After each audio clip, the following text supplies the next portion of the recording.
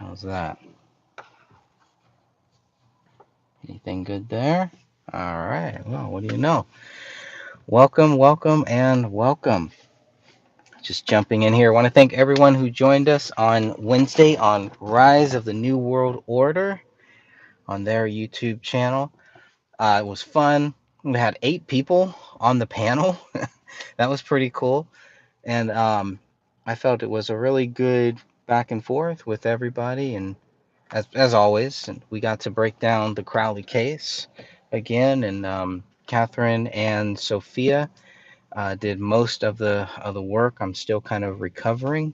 Had a tooth yanked out.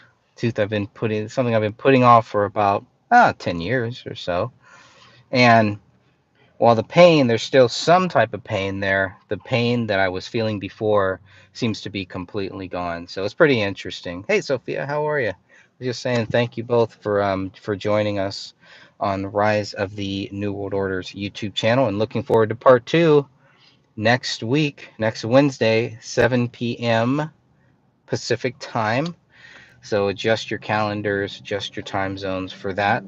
And yeah, we'll do a part two and continue on discussing the David Crowley case. As you know, there's so many different aspects to it, so many different things involved with this case. So you can tell by my channel, by Catherine's channel, there's no way we can cover everything in just 1 or 2 videos. So the stream will be replaying on Catherine's channel too. So make sure that you're subscribed over on Catherine, Michele, only one L in that, Hot Kathy.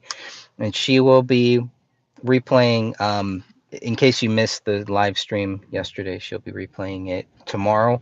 I may replay it tonight, or most likely maybe Saturday in the afternoon or something. I'm not 100% sure yet, but I will be replaying that on my channel too. Hey, Crip Rick, how are you, my friends?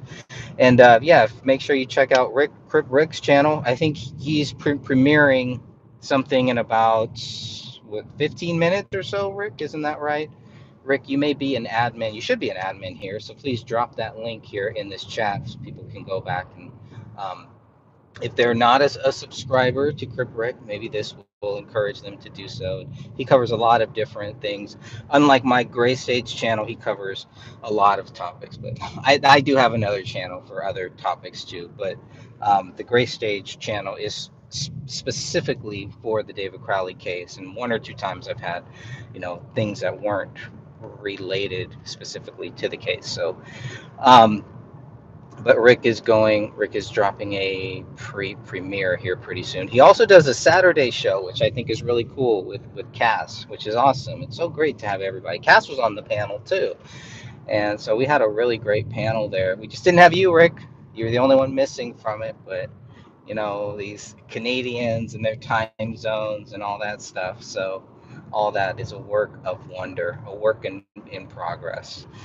But we will be back on Wednesday, and I don't think I'll be doing a live show in between then. Maybe you never really know, but if you missed the Sunday show that we did, so Sophia, myself, and Mr. William Rail did a show too.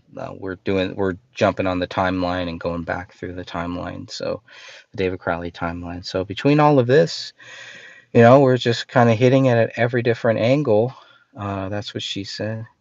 And just making sure that we cover this case, because people want the facts. They don't want all of the speculation and this and that. We know about the burden of proof. The burden of proof is always on the person who is accusing. So if you are accusing David of being guilty of this crime, that's why you're trapped in this. You backed yourself into a corner where you now have to really prove it, and we know you can't. So thank you, Rick. I appreciate that.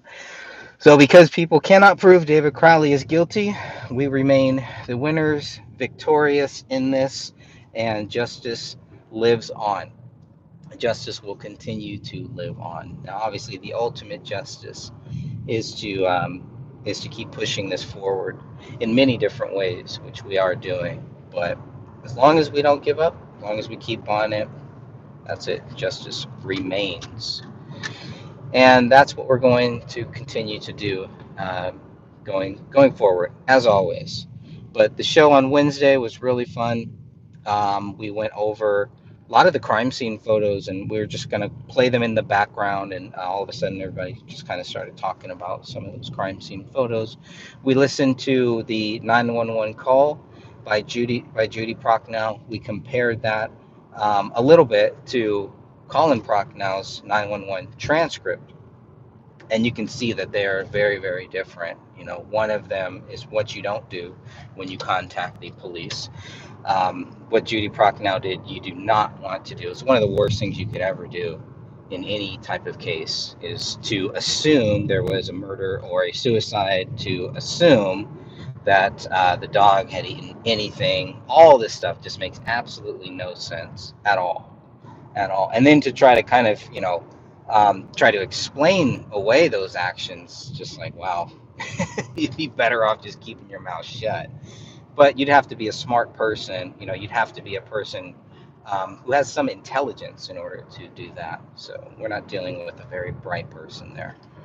So that's why not too much attention is really paid on Judy Prochnow, on my fan club. Every now and then it's fun to kind of joke about it and everything, but it's really not that much to offer. Not that much attention is going to be paid on them, because they don't bring anything to the table, and it's very, very simple. Again, the burden of proof is on the ones who are accusing David of this crime, and time again, many people have given them chances to produce something that shows David Crowley did this. The thing is, it's a losing battle for these people. So you can't be the brightest person. You really have to be dumb. You have to be stupid to even go there, because you can't prove it. The police couldn't do it. So these armchair quarterbackers or researchers or whatever they are, weirdos, retards, they are not going to be able to do it. So it's better for them to just keep their mouth shut and not even go there. They're fighting a losing battle. They're never going to win, because they cannot prove David Crowley did any of these crimes. And we know that, as we talked about on Wednesday. They can't prove he wrote anything on the wall. He wrote anything, really. Um, so, anyways, that's the whole thing. The whole gun. Easier to connect David Crowley to his own gun. But how do you prove that? How do you say, oh yeah, David Crowley shot himself, when none of the bullets have blood on it? How do you prove that David Crowley shot his wife and shot his daughter, 5-year-old daughter?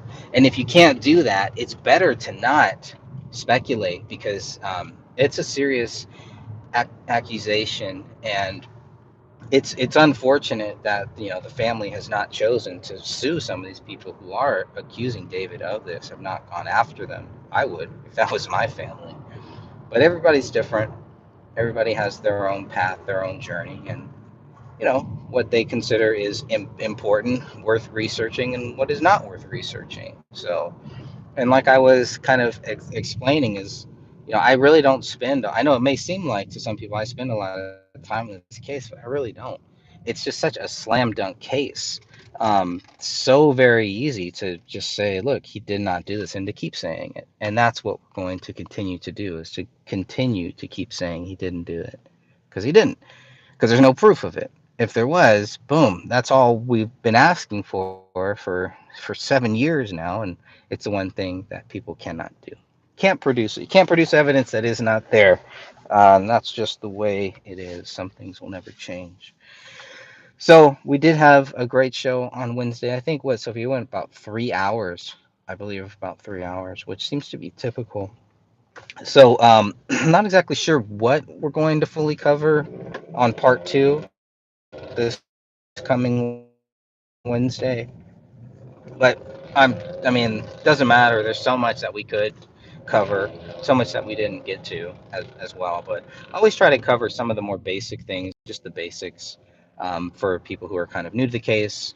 A lot of people on that channel had heard of David Crowley, but I'm sure some hadn't, and some people that have gone back and watched the replay may not have heard about it. But they may have some very strong opinions about it too, which is always interesting to see all of the different views on David Crowley and what people think. right, wrong, indifferent. Um, I mean, it's not. To me at this point, you know, unless there's some solid evidence David did it, it's in my mind is not going to change. And the more information that we get, the more data that we get, it just reinforces what I thought years ago. So that's been interesting to kind of see how everything has just continued. The more documents that we get, we would think the more we would understand why the police were so quick to assume David Crowley did this within 24 hours, and it's just not there. So that'll be fun. We'll continue on that, and there's always something going on. There's always something more to research. I'd like to get back into David's search history and really take a deeper dive into that too. There's a lot there, and even from time to time, go back and revisit some of these things that maybe people have not really heard about or have not focused too much on. But there is so much data that we have, and all of it points to David Crowley being innocent, right? So if the question comes up, how do you prove David Crowley is innocent? You just say, well, because you can't prove he's guilty. Case solved. Boom, done. Another victory, another win in the win column. And even though it's not about winning or losing truth, but that's what makes us winners and other people losers, because the truth is on our side. David Crowley did not do this. So if you believe that, you are a winner. If you don't, well, what's the opposite of winner? Need a tech talk tonight, Greg? Yeah, cool. Probably, yeah, maybe, what time is it now? 5? So about 3.5 hours or so, maybe earlier too. But uh, send me a message on Skype, and we can definitely make that happen. I feel like we're the only ones who really use Skype. Who uses Skype anymore? I don't know. Us, I guess. So the last of the Skypers. But yeah. So yeah, whatever tech help you need, I'll do my best to help you out. No problem there. Been really enjoying doing the shows on StreamYard. I'm obviously just have it on my phone right now, but I really enjoy StreamYard. It's really I like it better than Zoom too, because what I like about StreamYard, I don't mind the little duck in the corner either. I haven't checked the prices on it. I was just messing around with the free version. Does the free version allow, Rick, you may know this, you may not know this. Does the free version allow you to take the comments that you see and then put them on screen, or is that part of the paid version feature? I'm kind of curious about that. I saw that you can have banners and things like that. It looks like you can have that on the free version too. The paid version, you get high quality, you get 1080p, so I do like that. 720 is not too bad either, but 1080p is what you really want. I do enjoy StreamYard better because you can choose what screens that it shows, and it doesn't show like the tabs at the very bottom or anything where you see the time and all the tabs you have. It doesn't show that. It literally just shows the screen that you want it to show. So even the 720p is really good quality. Audio is really good. I haven't had too many drops doing it, but definitely I think that's going to be the way to go. Zoom, I just can't justify paying that much for Zoom, and I don't know if I could justify paying for the StreamYard, but we'll try it. Maybe, every now and then I'll do the paid version for StreamYard. Maybe a month here, a month there, or something. Special occasions, I guess. But quietly, the latest podcast also dropped where we did. I know a lot of people already saw it live because we recorded it live before May 1st. But May 1st, I did put out, and hey, when they say drop, does a podcast really drop? It doesn't drop. It goes online. It gets uploaded, so it should be up. It doesn't drop. It doesn't go down. It goes up into the sky, into the cloud, into everything. Whoop, that just dropped. But that's just my phone. So you can tell I don't have a stand or anything. I'm literally tilting my phone here in a weird way. So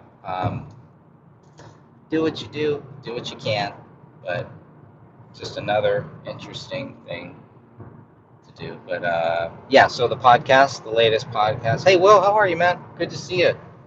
Hope everything is good with you, my friend. William Morel of Strange Investigations. Find him on Twitch. And he's working on Murder of the Gray State series, which is awesome. I've been loving it. He's got a new trailer out on TikTok that got flagged, and then he got it back on, I guess. So that's cool. Always good for that.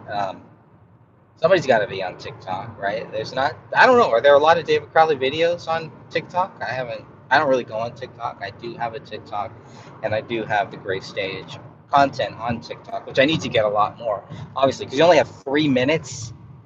That's it. So that's why you may notice some of the YouTube videos are a little under 3 minutes. Those are probably the ones that are going on TikTok, and I put them on to YouTube as well.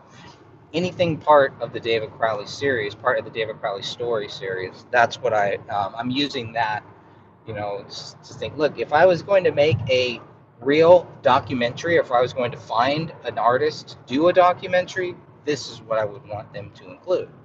So, so yeah, make sure you check out William Rail on Twitch and on TikTok. Not so much on YouTube, but that's all right. That's okay. I got all of his content on YouTube. Not his recent content, I should say. Whatever he does, I just put it on YouTube. Take all the credit. Just kidding. But yeah. So Will and I and Sophia did the timeline show on Sunday. Number three, timeline number three. We got pretty far, right? We got to like page 9 or page 10. So that's pretty far. So I have a lot to go, but we're getting into the summer of 2014, which is some of the most important stuff here. It's going to get pretty crazy as we go on here. Literally, I mean, one of the big BCA PDFs that we have is literally all of David's like Facebook posts and things like that. So about 20, 30, 40 pages of just his posts. I don't know if they're still on there, if they're still online or anything like that now. I'm assuming they are. I don't know. But the police downloaded all that stuff, and it's very interesting what the police downloaded too, and who they were looking at. Interesting stuff there. So all of that is good stuff for this timeline, and we could probably, I mean, once we hit September, David does a lot of questions and answers for September. I have a lot of screenshots too, so if we need that, we can always put those up on the screen. I haven't been as prepared as I should have been, um, as concise as I should have been with the timeline stuff. But for me, it's kind of like a refresher to go back through this timeline, and just because there's no time for the timeline. There's not enough time to look at everything in the timeline. So, but yeah, so increasing amount on TikTok now. Oh, interesting. Okay, that's good to know. Um, did not know that. I think that's good. The more content, the more places we get. We got Rumble too. I never talk about the Rumble. I did the Day One Journal stuff on Rumble, and this summer I'm looking forward to doing more stuff on Rumble, exclusively on Rumble, or at least, first premiering on Rumble. So once the weather gets better and I can just sit outside and kind of chill. That is another goal. So I had just working on some other projects too, some pet projects with my music, doing a whole lyric book, and then the Kyle Rittenhouse book. I got the first draft there. So, but it's just been, there's just not enough hours. There's just not enough time to get to everything. And slowly but surely, we get to it. We get to all this stuff, and we will continue to. Today is the 5th of May, and apparently it's a big day for some people. I don't know. I don't know what it means. It's It's a American holiday celebrating Mexicans or something. I don't know. I have no idea. I don't really pay that much attention to it, but whatever. To me, it's Thursday, and closest to Friday I can get, the happier I am. So Bring it on. I'll take it. Um, Looking forward to this weekend to maybe get some rest, get these dark circles out from under my eyes at some point. That'll be nice. But I'm actually headed to the grocery store right now to do some grocery shopping. Long awaited, and I've almost reached my destination here. So my rambling will probably stop at that point. And like I said, I may premiere or replay. I may replay premiere the replay of the show we did on Wednesday, but Catherine is premiering it tomorrow on her channel at 6 p.m. Pacific, I believe. So that's cool. Friday nights are always good. It's always good to really, and I never do it, obviously, but I should. Friday night is a really good night to put out some new content, to do some premieres with live chat rooms, things like that. So, and we'll see. We got some other content, I'm sure, coming out, and some surprises that are on the way, and more things to talk about. There's always something new going on with this case. Sophia, I still need to get that document that you sent me. I have not added it to my website yet, but I would definitely will do that in the very near future here because I need to. So, having arrived at my destination safely and securely, just want to say God bless you all. Thank you all again for jumping in here for a couple minutes. Always nice chatting with all of you. All of your continual help with this case, keeping the case going. It means a lot to me. I know it means a lot to a lot of people who knew David, who cared for David, who cared about this project, or who just care about people in general, children in general. Um, Women, men being falsely accused of things, as we've seen in this case and in many other cases. David Crowley being labeled a domestic abuser, a child killer, things like that. And it doesn't get too much worse than that. You can be accused of a lot of things. As a Christian, he's accused of killing himself. I mean, these are hardcore things that are not taken lightly. Not taken lightly, even by somebody like me who is not a fan of David or David's work. Like I said, it's a slam dunk case. So I did not know David. I was not a fan of David's work. I would not have supported his work. Most likely, maybe I doubt it, but it's possible. Um, and which is weird because I was an Alex Jones fan at that time when David was on Alex Jones back in 2012, I believe. But I was not a fan of David's 2012 trailer. And sometimes I feel like I'm the only one, but I don't. I think Dan hinted too. He was not really a fan of David Crowley. So we're not fanboys in this, Oh, because David, it's just such an easy case. It's a common sense case, and it really does frustrate me and bother me when there are people who are so adamant that David Crowley did it, but can't give you any reasons, can't give you any factual data.